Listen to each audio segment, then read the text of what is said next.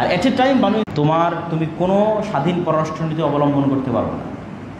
তুমি আমার অস্ত্র কিনলে আমার কাছ থেকে কিনতে হবে, ঠিক যেটা ভারত বাংলাদেশের সাথে শুরু করেছে, যে অস্ত্র কিনলে আমার থেকে নিতে হবে, যাতে আমার বিরুদ্ধে যুদ্ধ করার সময় তোমার ওই অস্ত্র কাজ না করে।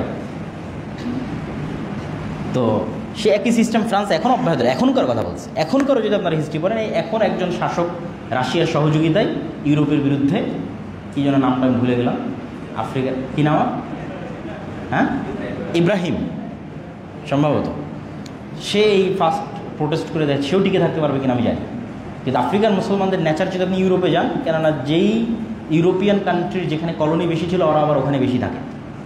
এই জন্য দেখবেন ব্রিটেনে গেলে দেখবেন বাংলাদেশ, ইন্ডিয়া, পাকিস্তানিরা বেশি, আবার ইতালি বা স্পেন বা ফ্রান্সে গেলে দেখবেন আফ্রিকার মুসলমানেরা বেশি, কেন ওরা ওদের কলোনি ছিল, ওদের গোলামি করতে করতে ওরা ওখানে আসছে 200-300 বছর থেকে।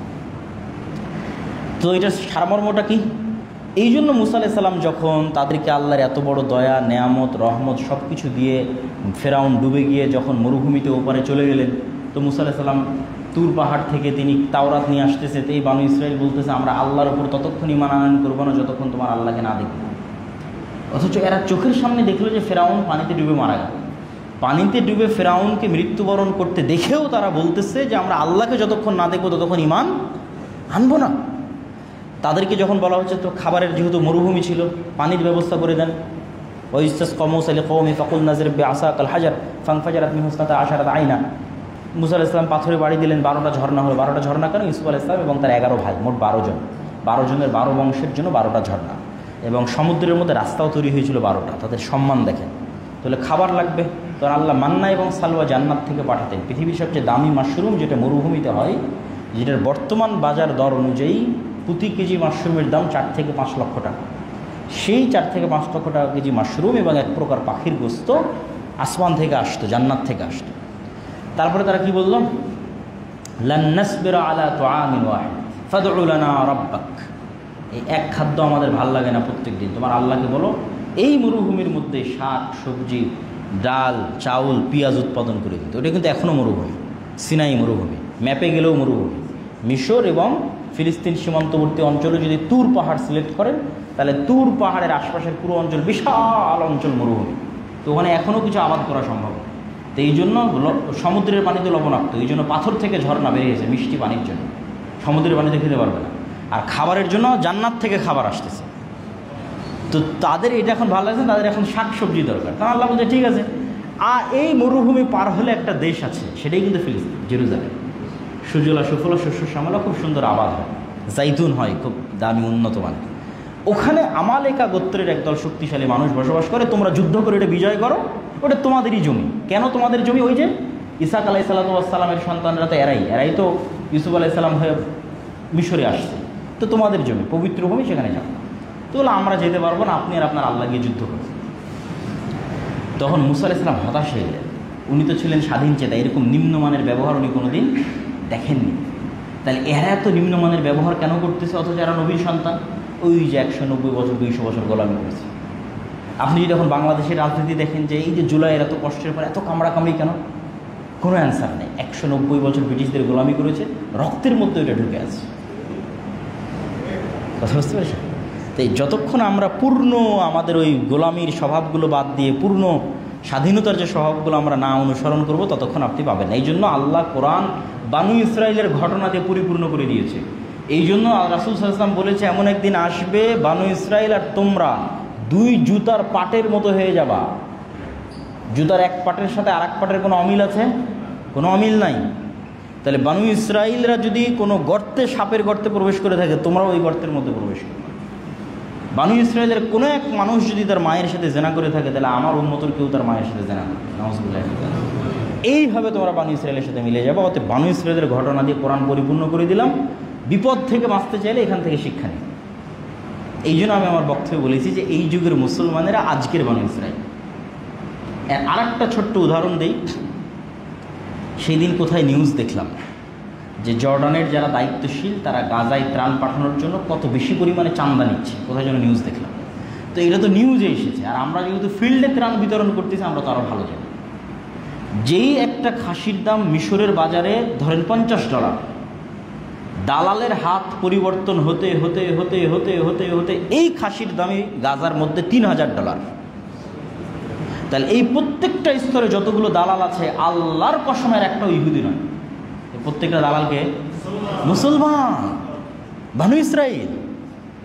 ওর ভাইয়ের রক্ত সারা পৃথিবী থেকে মানুষ তার চোখের পানি ফেলে যেই টাকাটা পাঠাচ্ছে, সেই টাকার সম্পদ গাজায় ত্রাণ হিসেবে ঢুকবে, ওই ত্রাণ ঢুকানোটাকে তারা বিজনেস হিসেবে নিয়েছে মুসলমান। যখন আব্দুর রহিম এই গল্পগুলো শোনায় তখন তো আমি বলি যে ঠিক আছে, আমি যে বক্তব্য দিয়েছি ঠিক বক্তব্য দিয়েছি, যে আজকের যুগের মুসলমানেরা আজকের যুগের বনু ইসরাইল, কেননা গোলামি করতে করতে তাদের নেচার এরকম হয়ে গেছে। তারা স্বাধীনভাবে কোনো সময় চিন্তা করতে পারে না, স্বাধীন একটা মানুষের যে গুণাবলী, যে বৈশিষ্ট্যগুলো থাকা দরকার সেগুলো তাদের মধ্যে নাই, যেমনটা আমরা জুলাই পরবর্তী বাংলাদেশের এখনকার অবস্থা দেখতেছি। তাহলে এই জন্য আপনাকে আরও ফিলিস্তিনের হিস্ট্রি স্টাডি করতে হবে, আরও বনু ইসরায়েলের হিস্ট্রি স্টাডি করতে হবে।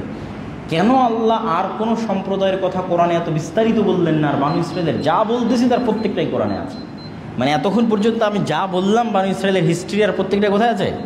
কোরআনে আছে, in details. Surah Baqarah fulfil হয়ে আছে বনু ইসরায়েলের ঘটনা দিয়ে। তাহলে আমাদেরকে এই বনু ইসরায়েলরা যেরকম গোলামানা স্বভাবে চলে গেছে, আমরা সেই স্বভাবে চলে গেছি।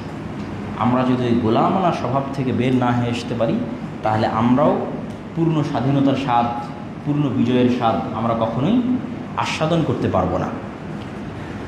তো ফিলিস্তিনের আলোচনার সর্বশেষ আরও একদম শর্টকাট করে ফেলি। মুসা আলাইহিস সালাম হতাশায় তিনি মারা গেলেন। হতাশায় তার মারা যাননি, মানে তিনি হতাশাগ্রস্ত অবস্থায় যে আমি এই উম্মত থেকে আমি মুক্তি চাই, এদের থেকে আমার আর কোনো দায়িত্ব পালন করতে চাই না, বিদায় নিতে চাই। আর তিনি বলে গেলেন যে যেহেতু তোমরা বিজয় করবে না, আমাকে জেরুজালেমের কাছে নিকটস্থ কোনো জায়গায় আমাকে মাটি দিয়ে দিবে। মুসা আলাইহিস সালামের সফর সঙ্গী ছিল ওই যে খিজির আলাইহিস সালামের সময় দেখা করতে গিয়ে লেগেছিল, ওর নাম হচ্ছে ইউশা বিন নুন। মুসা আলাইহিস সালামের মৃত্যুর পর সে নবী হলো। সে তাদেরকে বললো যে তোমরা যে 40 বছরে শাস্তি ভোগ করলা, মরুভূমির মধ্যে পাগলের মতো ঘুরতে থাকলা, এইটা আল্লাহ তোমাদের ক্ষমা করে দিয়েছে, তোমরা আল্লাহর ক্ষমা হিসেবে চলো আমরা যুদ্ধ করি। আল্লাহর আদেশ ছিল জিহাদ করা। তো জিহাদ না করাটাও যে মুনাফিকি, সেটারও কিন্তু এটা একটা আলামত। তারা যে এই শাস্তিটা আরোপ হয়েছিল কিন্তু জিহাদ না করার কারণে। তখন ইউশা বিন নুন তাদেরকে নিয়ে জিহাদে চলে গেলেন। আর আমালেকা গোত্রের মানুষেরা ছিল অনেক শক্তিশালী। জিহাদ করতে করতে করতে করতে করতে করতে শুক্রবার সন্ধ্যা হয়ে গেলে শনিবার রাত শুরু হবে। এর শনিবার দিন যেহেতু পবিত্র ইবাদত বন্দিগির জন্য মুসা আলাইহিস সালামের দিন অনুযায়ী যুদ্ধ বিগ্রহ বন্ধ। তখন ইউশা বিন নুন আল্লাহর কাছে দোয়া করলেন, আল্লাহ সূর্যকে যদি না থামান, আর আজকের যুদ্ধ যদি এখন কমপ্লিট না হয়, পরের দিন আবার এই যুদ্ধ নতুন করে স্টার্ট করতে আমরা পারবো কিনা বা বিজয় পাবো কিনা জানি না, আপনি দয়া করে সূর্যকে থামিয়ে দেন। সহিহ বুখারীর রিওয়ায়াত যে আল্লাহ পৃথিবীতে একবার সূর্যকে থামিয়েছিলেন, সেটা ইউশা বিন নুনের জন্য আর জেরুজালেম বিজয়ের জন্য। কখনোই কিন্তু মুসলমানেরা তাদের শক্তি দিয়ে বিজয় অর্জন করে, কখনোই না। আল্লাহর উপর আস্থা এবং ভরসা এবং আল্লাহর সহযোগিতা। এরপরে যখন আবার তাদেরকে ওই বাদশাহ জালুত, যাকে কোরআনে বলা হয়েছে, জালুতকে ইংরেজিতে সার্চ দিলে লেখা আসে জুলিয়েট। রোমান এম্পায়ারে জুলিয়েট নামে কোনো বাদশাহ ছিল। সে যখন আবার জেরুজালেমদেরকে এখান থেকে বের করে, এই বনু ইসরায়েলদের এখান থেকে বের করে দিল, তারা তখন আবার তাদের নবী শামুয়েলের কাছে বললো যে আমরা আবার ফিরে যেতে চাই, কী করা যায়? বলে আল্লাহ তোমাদের মধ্যে একজন বাদশাহ বানিয়ে পাঠিয়ে দিবে, তার নাম তলুতকে বাদশাহ করার পর তারা বললো এর তো বংশমর্যাদা নেই, কিছু না, একদম আমরা বাদশাহ হিসেবে মানবো না। আল্লাহ বললো বংশমর্যাদা না থাকলে ওর জ্ঞান আছে, শরীরে শক্তি আছে, হিকমা আছে, শরীরে শক্তি আছে, সে নেতা হবে, মেনে নাও। নেতা হিসেবে মেনে নিল। বললো সামনে পরীক্ষা আছে, একটা নদী আছে, এই নদী সাঁতার দিয়ে পার হতে হবে। যে পানি না খেয়ে পার হতে পারবে, যার শরীরের সক্ষমতা এতখানি যে পানি না খেয়ে সাঁতার দিয়ে পার হবে, সেই জিহাদে অংশগ্রহণ করতে পারবে। তাহলে ফিজিক্যাল স্ট্রেংথ থাকাও কিন্তু মুসলমানদের জন্য খুব জরুরি। বিনা পানি পান করে একটা লম্বা নদী সাঁতার দিয়ে পার হওয়া ফিজিক্যাল স্ট্রেংথ ছাড়া ইম্পসিবল। এই জন্য ফিজিক্যাল ফিটনেসও খুব ইম্পর্টেন্ট। তো 313 জন ওই দিন নদী পার হতে পেরেছিল, তার মধ্যে একজন দাউদ আলাইহিস সালাম নিজে তখন জালুতকে হত্যা করলেন। তারপরে আল্লাহ তালুতের পরে এবং শামুয়েলের পরে দাউদকে নবী এবং বাদশাহ বানিয়ে দিলেন। দাউদের পর তার ছেলে সুলাইমান বাদশাহ হল। তারা তখন তাদের পুরো রাজ্যের হেডকোয়ার্টার বানানো হচ্ছে জেরুজালেমকে। এখন যে মসজিদে আকসা, সেটা জিনদের দ্বারা তখন সুলাইমান আলাইহিস সালাম তৈরি করেছিলেন। তারপরে হিস্ট্রি রিপিটেড, সামনে আগাইতে থাকলো। তারপরে ঈসা আলাইহিস সালাম, জাকারিয়া আলাইহিস সালাম, ইয়াহইয়া আলাইহিস সালাম, মারিয়াম আলাইহিস সালাম, তারাও এই মাটিতেই জন্ম, এখানেই জন্ম, এই মসজিদেই জন্ম। এবং মারিয়াম আলাইহিসসালামের যে মসজিদের খেদমত করতেন, যেই মসজিদে তার খালু জাকারিয়া আলাইহিসসালাম ইমামতি করতেন, সেগুলো সব হচ্ছে এই মসজিদে আকসার মসজিদ। তারপরে আসলে আমাদের নবী মোহাম্মদ সাল্লাল্লাহু আলাইহি ওয়াসাল্লাম কয়েকভাবে মসজিদে আকসার সাথে কানেক্ট করেছেন। এক নম্বর হচ্ছে কেবলা। প্রথম থেকেই কেবলা জেরুজালেম ছিল, মসজিদে আকসা ছিল। তো যখন মোহাম্মদ সাল্লাল্লাহু আলাইহি ওয়াসাল্লাম মক্কায় থাকতেন তখন তিনি কাবা ঘরের এমন জায়গায় দাঁড়াতেন যাতে কাবা ঘরও সামনে হয়, মসজিদে আকসাও সামনে হয়। এই জন্য তখন ওনার কোনো ঝামেলা ছিল না। কিন্তু যখন মক্কা থেকে হিজরত করে মদিনায় গেলেন তখন উনি একটা গেল এই দিকে, একটা এই দিকে, মদিনাটা এই সাইডে। তাহলে মদিনার থেকে হয় আপনাকে মসজিদে আকসা মুখে দাঁড়াতে হবে, না হলে কাবা মুখে দাঁড়াতে হবে। তো যেহেতু কেবলা মসজিদে আকসা, তো মসজিদে আকসা মুখে দাঁড়ালেন। কিন্তু কষ্ট লাগলো কি, যেহেতু ওনার শৈশব, কৈশোর, যৌবন, বংশ সব কিছু কিসের শ্রেষ্ঠত্ব দেখে বড় হয়েছেন উনি? কাবার শ্রেষ্ঠত্ব দেখে বড় হয়েছেন। ওনার বাপ, দাদা, চাচা, অল এভরিথিং, ওনার পুরো লাইফ উনি কোথায় বড় হয়েছেন? কাবার আশেপাশে বড় হয়েছে। এইটা ওনার কাছে খুব কষ্ট লাগলো। কদ নারা তাকাল্লুবা ওয়াজহিকা ইলাস সামা, তখন আল্লাহ বলল যে ঠিক আছে, তোমার কেবলা আমি পরিবর্তন করে কাবার দিকে করে দিলাম। তাহলে এই কেবলা মসজিদে আকসার দিকে রাখার কারণে মদিনার খ্রিস্টানরা পর্যন্ত আশ্চর্য হয়ে যেত, মদিনার ইহুদিরা পর্যন্ত আশ্চর্য হয়ে যেত যে এই আরব ভূমিতে কোনো নবী আসেনি। মানে ওই জাজিরাতুল আরবের ওই অংশটুকু, মক্কা মদিনায় অতীতে কোনো দিন কোনো নবী আসেনি, কোনো ধর্মগ্রন্থ আসেনি। তাহলে মোহাম্মদ সাল্লাল্লাহু আলাইহি ওয়াসাল্লাম জানলো কেমনে যে মসজিদে আকসার দিকে মুখ করে সালাত আদায় করতে হবে? আর একটা বিষয় কানেক্ট করলেন কী করে, সেটা হচ্ছে ওই যে মেরাজের রাতে, সুবহানাল্লাযী আসরা বিআবদিহি, ওখানে মেরাজের রাতে সেখানে সকল নবীর ইমামতিতে সালাত আদায় করালেন। আর 3 নম্বরে হচ্ছে ওমর ইবনুল খাত্তাব রাদিয়াল্লাহু তাআলা জেরুজালেম বিজয় করলেন। এবং জেরুজালেম বিজয় তিনি বলেছেন যে আজকে যে জেরুজালেম বিজয় হচ্ছে এটা শক্তির কারণে না, কোনোবারই শক্তির কারণে জেরুজালেম বিজয় হয় না। সালাহুদ্দিন আইয়ুবী শক্তির কারণে জেরুজালেম বিজয় করেন। প্রত্যেকটা বিজয় এসেছে আল্লাহর উপর ভরসা, আল্লাহর উপর আস্থা এবং আল্লাহর উপর ঈমান, স্বাধীন চেতা মনোভাব, গোলামানা স্বভাব থেকে বেরিয়ে আসা, কোরআন কেন্দ্রিক জীবনযাপন করা। আর ইসলাম ধর্মের শ্রেষ্ঠত্ব এবং মুহাম্মদ সাল্লাল্লাহু আলাইহি ওয়াসাল্লামের নবুয়তের শ্রেষ্ঠত্ব ফুলফিল হয় যখন এট এ টাইম মসজিদ আকসা এবং কাবা, আব্রাহামিক রিলিজিয়ানের 2টা স্মৃতি, আর তো কোনো স্মৃতিই নাই।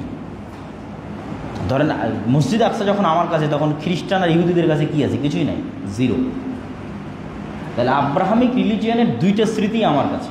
তাহলে মিল্লাতে ইব্রাহিমের দাবিদার হওয়ার যে আমার দাবি এবং বাস্তবে আমার যে প্রভাব, 2টা তখন সমানে সমান হয়ে যায়। তখনই ওই আয়াতটা তখন প্রস্ফুটিত হয়ে ওঠে যে হুয়াল্লাযী আরসালা রাসূলাহু বিল হুদা ওয়া দীনিল হক লিইয়ুযহিরাহু আলাদ দীনি কুল্লি। এই জন্য মসজিদে আকসা আমাদের লাগবেই।